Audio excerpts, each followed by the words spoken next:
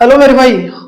अगर आपको भी इंग्लिश से डर लगता है जिसकी वजह से आप लोग एसएससी की तैयारी को छोड़ देते हो, जिसमें मोस्टली स्टूडेंट्स बोलते हैं कि सर हमारी जो इंग्लिश है वो बहुत ज्यादा वीक है, इस वजह से हम एसएससी की तैयारी के बजाय हम लोग रेलवे की ओर चले जाते हैं।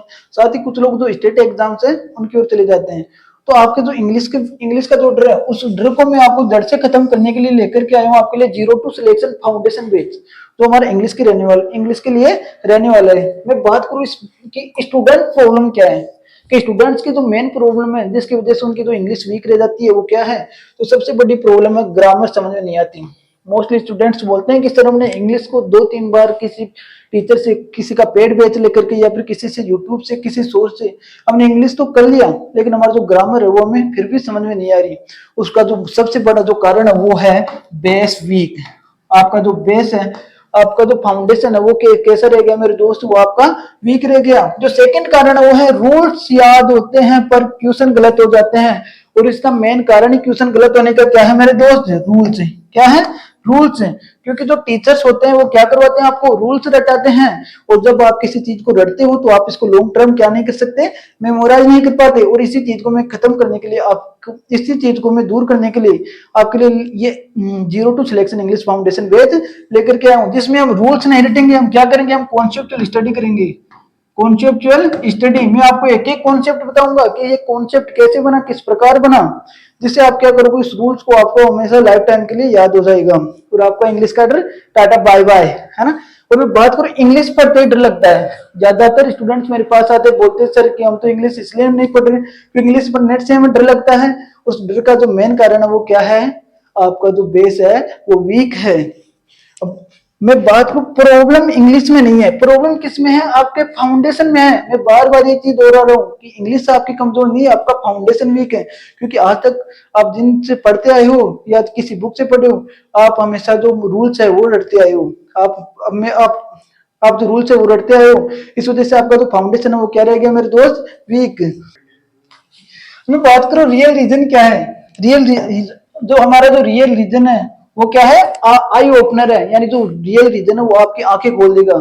इंग्लिश के पीछे जो वीक रहने का जो रियल रीजन है, उस रीजन को जान के आपकी आंखें खुल जाएगी। और रीजन क्या है मेरे दोस्त, सिर्फ रट्टा मारना, कॉन्सेप्ट से जीरो।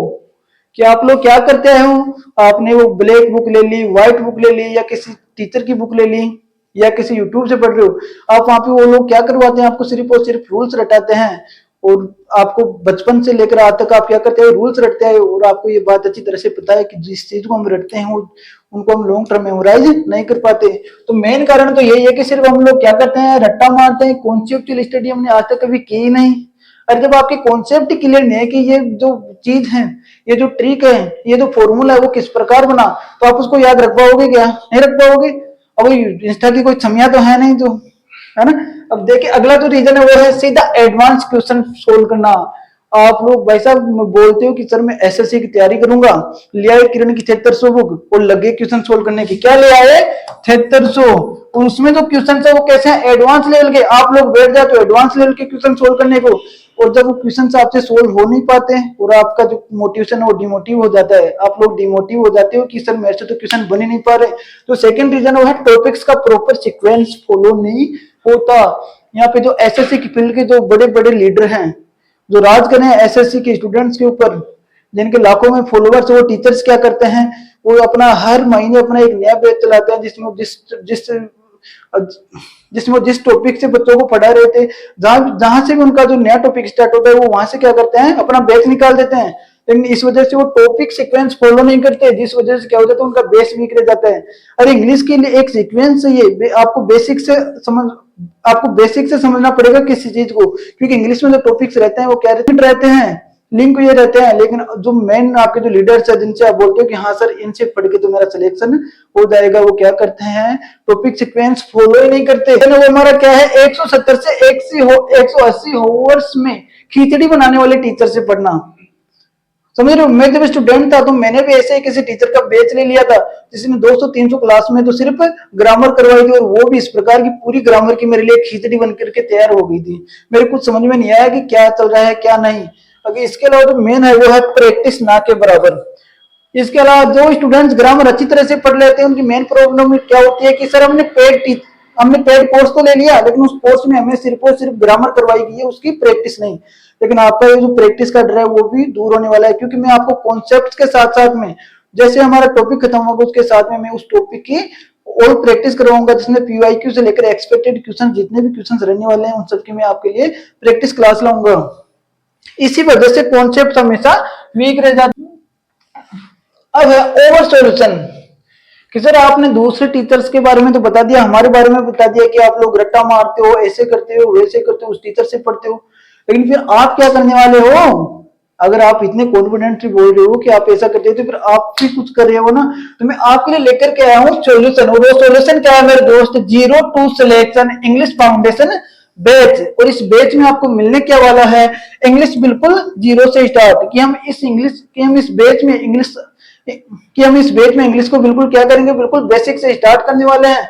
साथ ही step by step clear concept, यानी आपके जो कॉन्सेप्ट हैं उनको मैं स्टेप बाय स्टेप बिल्कुल बेसिक से क्लियर करवाने वाला हूं। इसके अलावा प्योर एसएससी एग्जाम फोकस, आप जो बैच बाई करते हो किसी टीचर से, दिल्ली के किसी टीचर से ले लिया, जयपुर के किसी महारथी से ले लिया, वो क्या करते हैं? वो एक बैच निकालते हैं और उस बैच को हजारों एग्जाम्स के लिए देते हैं कि सर इस बैच से आपकी एसएससी भी निकल जाएगी, सीडीएस भी निकल जाएगी। उसमें क्या है, वो एक एग्जाम के ऊपर फोकस नहीं करते, लेकिन हमारा जो बैच है वो क्या है? सिर्फ और सिर्फ प्योर एसएससी एग्जाम बेस्ड।